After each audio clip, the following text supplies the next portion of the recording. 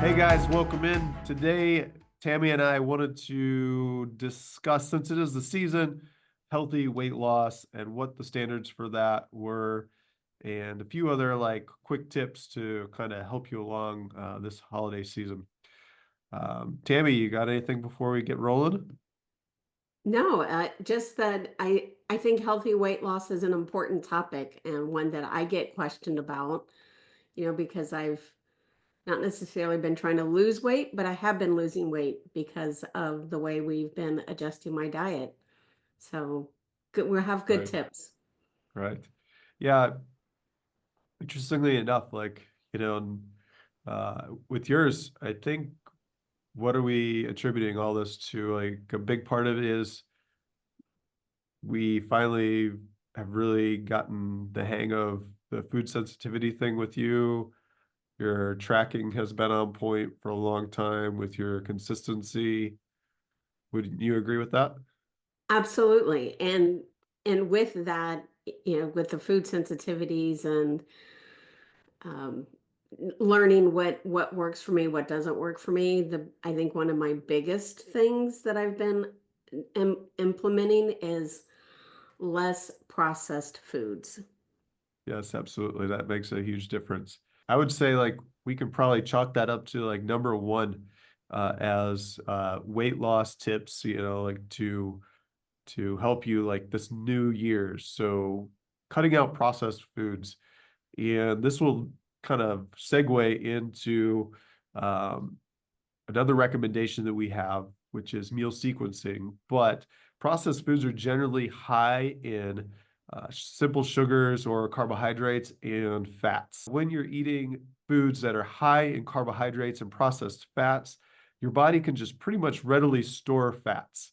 By the research, we know that less than 5% of carbohydrates that people take in on a daily basis are stored as fat. And your body will gravitate towards trying to just store those fats away, the extra fats, whenever you um, eat. Now, on the meal sequencing thing, which would be, we could say, since we gave that our number one, cutting out the processed foods, meal sequencing. Now, meal sequencing just is a fancy term for how you eat your food. Now, research shows us that people that eat protein and their vegetables first lose more weight than people that generally eat in the standard fashion, which is carbohydrates, or simple carbohydrates first and higher fatty foods first. Meal sequencing is a really easy hack, easy way to lose more weight and actually improve body composition versus standard eating methods alone. And again, that is eating your protein first, followed by things like your vegetables, and then moving on to like higher fatty foods and carbohydrates. Tammy, do you want Yes. to quickly touch on sleep? Since sleep is probably our number three, but it's Yes. really in truth, it's probably the number one most important. But do you want to get into sleep really quick? Sleep is like where our body restores and regenerates and renews, right? Where all of our Right.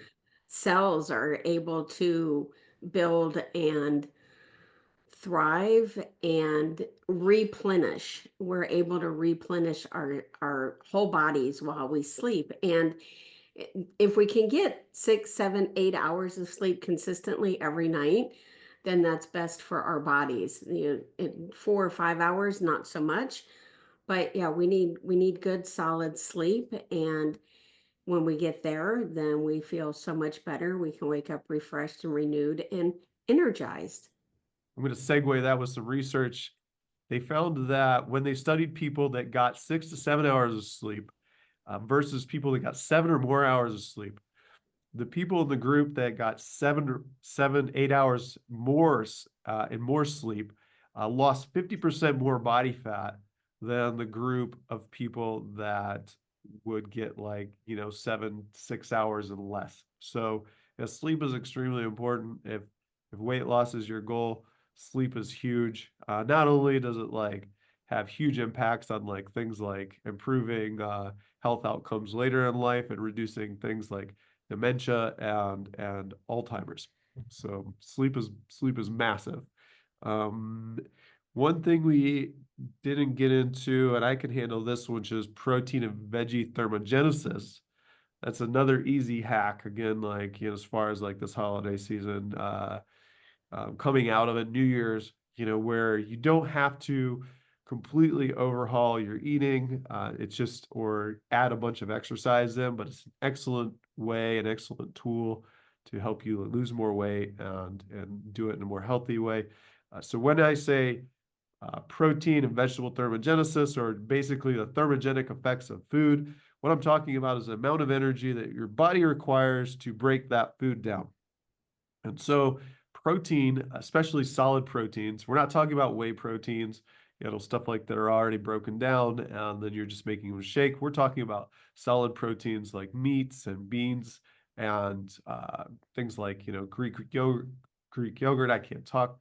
Um, these things can take up to 30% of the energy they supply to break them down. So that's huge, which means, like, theoretically speaking, like if you ate 1,000 calories in protein. Now that would be way too high. You don't want to eat that amount, but it's a nice, easy number.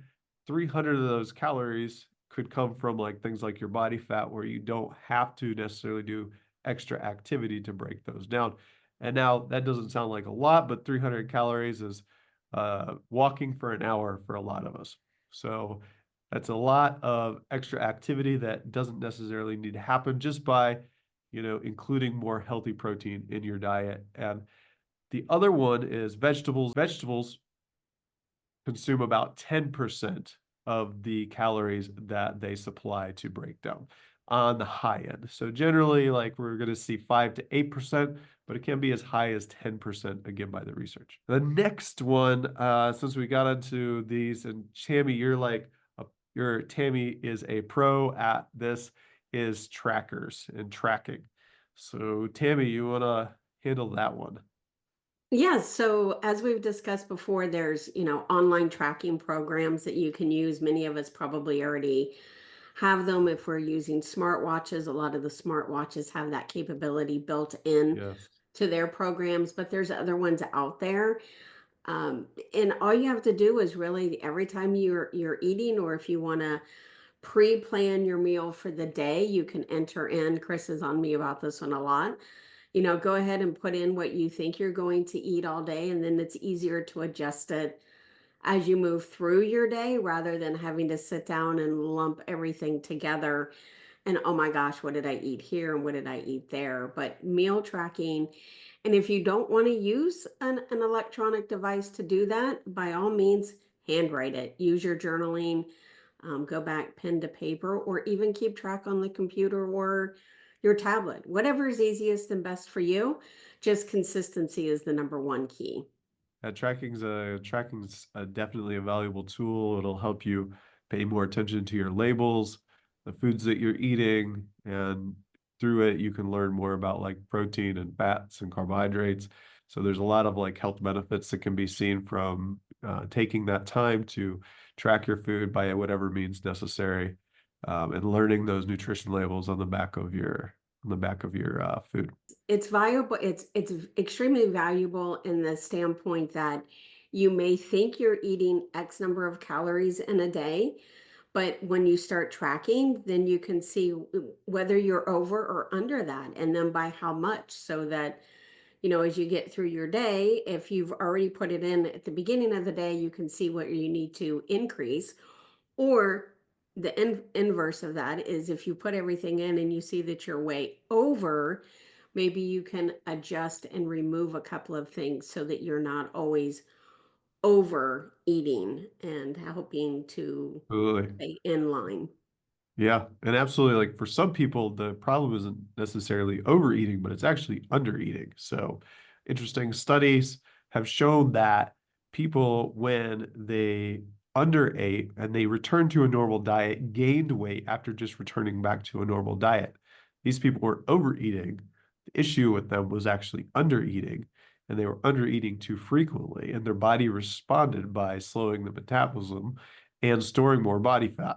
So that's also a way that tracking can help benefit some of you, is making sure that you're not skipping meals, making sure that you're eating enough food. I think the next thing with the big is weightlifting versus cardio.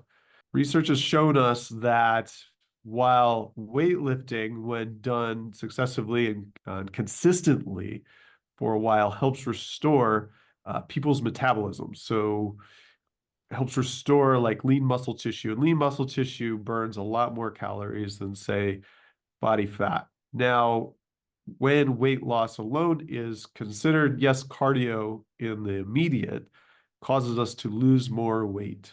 But long-term cardio actually makes us dependent. And so long-term cardio, you lose the benefits, you become dependent on it to actually maintain your weight loss versus weightlifting and resistance training. And now this can be lifting weights using things like resistance bands. This can be Pilates and yoga.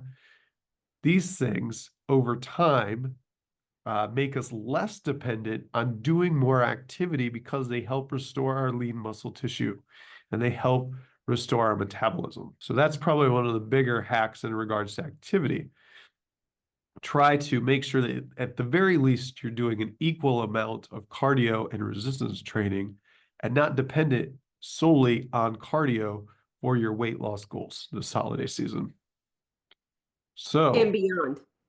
This yeah, holiday go ahead. season and beyond, continuing through, Yeah, moving forward. absolutely. Weight loss, I think we need to note though, weight loss is not a quick, it's not quick, right? You Right. need to give yourself time and grace in the process and enjoy the journey and learn, pay attention to what's working for you and what's not. So you know what you need to tweak and where and how. And if you don't know, reach out to a coach, send us a note. We'll help answer your questions if we can, or point you in the right direction if we don't have those answers. But it's just most important that you know that this isn't going to happen overnight. We didn't get into our situations overnight, and it's a journey, and we need to just enjoy the journey and just take everything one day at a time, one moment at a time. And don't get upset if you fall off the train wagon for a day or two. Just get back on and keep moving forward, one step at Absolutely. a time. Absolutely. Yeah, it's definitely about the journey. And Tammy, you hit like you segued us directly into our last point on this, which is talking about healthy weight loss and healthy expectations for weight loss this New Year's. Generally, the recommended maximum for people to lose weight on a weekly basis is 1 kilogram. So 1 kilogram is roughly 2.2 pounds. 2.2 pounds in what time frame? 1 week. So One that week. would be Okay. considered the maximum for healthy weight loss. There are people out there that will claim that, that they've done more than that. A lot of that talk is actually water weight. It's not actually physical mass that they've actually lost. Generally, we see that in the first couple of weeks of a what we call a caloric deficit or a diet, people will lose a lot of weight, but it's generally just water weight. So that's also something to strongly consider whenever you're fielding like diets and people make these claims of losing 10, 15 pounds in less than a couple of weeks. A lot of that's just water. And so the moment that they return back to normal eating, the weight will come back. The max I recommend is a half pound or maybe 0.25 or a quarter kilogram a week. Part of the reason for that is, well, one, that's still going to be 25 pounds in a year, which for all of us, pretty much, that's going to make a huge difference in how we look, how we feel. But from a long-term weight loss perspective, we know that people that take a slower, more consistent approach to weight loss generally maintain their weight loss for much, much longer and have a much easier time maintaining their weight loss whenever they have reached their weight loss goals. People that generally diet faster and really push that envelope really have a problem long term of maintaining their weight loss. So by the research, 99% of those people regain their weight back and more. I know that a lot of us are like in a hurry to lose a lot of weight, sometimes, but it's a really big factor in, taking in your long-term considerations and your long-term goals as far as your weight and for your health. Anything on that one, Tammy? Well, the one thing that's coming to my mind is to share, my story, continuing my story. The fact that doing all of these things that we're talking about and teaching or sharing really is the same exact things that I've been applying in my own journey, my own walk in life and with my health. And by following all of the things that Chris has just laid out and outlined, I think I'm up to like almost 20 pounds of loss, right, Chris? Aren't I getting close to? Yeah, It 20 seems pounds of, like, yeah, 20 yes, pounds. 20, it's just mind-boggling, to be absolutely honest, that following these protocols, and I think I've seen the most drop off recently because of the simple fact that I have really, really, really dialed back on the processed foods. So it's just fascinating to see that direct impact. And I share that because I hope that anybody that might be listening that is considering such a change or feeling like they want to make a change, it doesn't have to be tons of weight, but baby steps and a little bit along the way. And you'll when you start stepping on a scale or seeing how your clothes fit and you're noticing that there's a change and a difference, that's motivation in itself to continue on that path. So and for me, it's been about a year, a little over a year, for that weight loss. So it's not been 6 or 7 months. It's a journey, just like I've said. And yes, it can happen. It just takes time and diligence in the process. Really fast because I just wanted to, make this relevant. Like, what is the reason for the limit for healthy weight loss? And a big one is hormones. So if we lose too much weight, it can really have an impact on our hormones. And with that, it can affect the way that you think. You won't be able to think as clearly because of that. It can have an impact on your bone density, and that can be a problem as well. There's a lot of other things that, that kind of go along with, losing too much weight. So yes, there is definitely some serious complications to that. If you were to want to endeavor to lose more than, say, 1 kilogram a week, I would definitely advise consulting your medical doctor first and at least have some medical supervision if your goals are that extreme. Just because you want to make sure that you're doing it safe and that you have a medical practitioner that is overseeing that level of weight loss. You have anything else, Tammy? No, and you're spot on with that because that's imperative that that anybody that wants to walk that journey of weight loss is working with the proper team. Well, with that being said, guys, we're gonna wrap this one up for today. Hope you guys hope you guys took something out of this. I can't talk today. I don't know what the issue is, but hope you guys took something out of this. It's been a pleasure as always. And signing off, my name is Coach Chris. And I'm Tammy Tomlinson. Thanks for You guys tuning have a in. great day.